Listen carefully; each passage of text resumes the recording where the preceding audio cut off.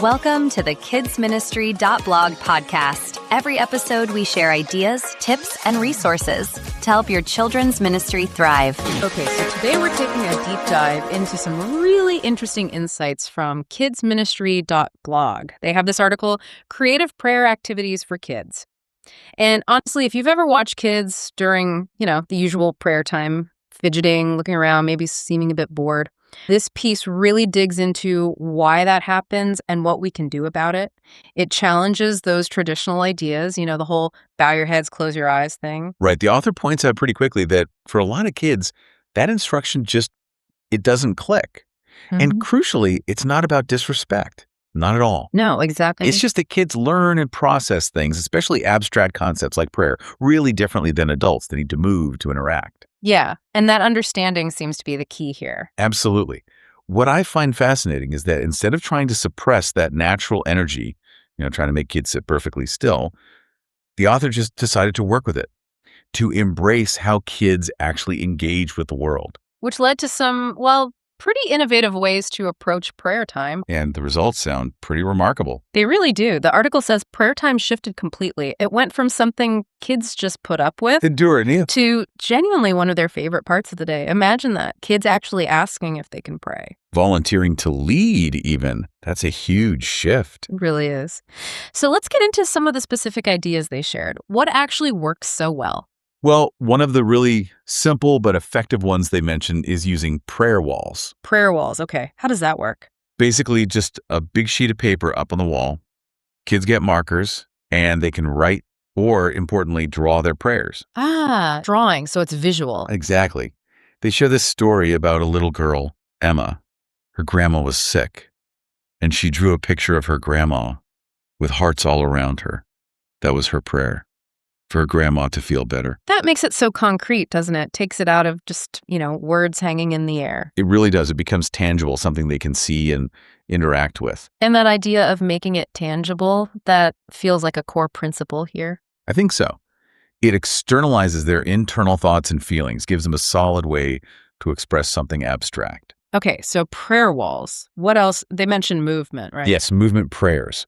This really leans into that idea of not fighting kids' energy. The thinking is, kids need to move, so why not build prayer into that movement? Okay, so how does that look in practice? Like jumping jacks for Jesus? Maybe not quite, but things like prayer walks, walking around the room or even the building. And with each step, maybe praying for a different person or situation. Oh, I like that. It connects the physical action with the intention. Right, and apparently it catches on. They mentioned one boy, Tom's son, who actually started doing prayer walks on his own in his backyard. Yeah. His mom was quite surprised. Wow, taking it home like that shows it really resonated beyond just the structured time. It does. It taps into that kinesthetic learning style. Moving the body can actually help focus the mind for some kids rather than distract it. It becomes a whole body experience. Okay, so visual, movement. What else was key? Art prayers. This sounds a bit similar to prayer wall, but maybe more individual. So? Just giving kids paper, crayons, basic art supplies. Yeah. And letting them draw whatever they feel like praying about. While maybe an adult facilitates a quiet conversation with God alongside them. The key seems to be the lack of rules. No right way to draw a prayer. Exactly. It's about expression, not artistic skill. Yeah. They shared another powerful example, Marcus. His parents were fighting, and he was clearly upset but couldn't really talk about it. So he drew his prayer, and it was just this angry-looking scribble, a mess on the page. But it was his honest feeling communicated directly to God through his art, a safe way to let it out. That's incredibly powerful, providing a non-verbal channel for those big, sometimes scary emotions. Absolutely, and that highlights another key takeaway. Keep these activities relatively short, give kids choices, don't force it. It has to feel safe and authentic for them. So when you pull it all together, these methods, they sound simple, but the impact seems profound. Emma's drawing, Tom's son's walks, Marcus's scribbles, these are real moments of connection. They really are. It shows that prayer, fundamentally, is about relationship, isn't it? Not just performing a ritual correctly. Right. Keep it short, offer choices, don't force it, make it safe to be honest. Those seem to be the core ingredients. Yeah.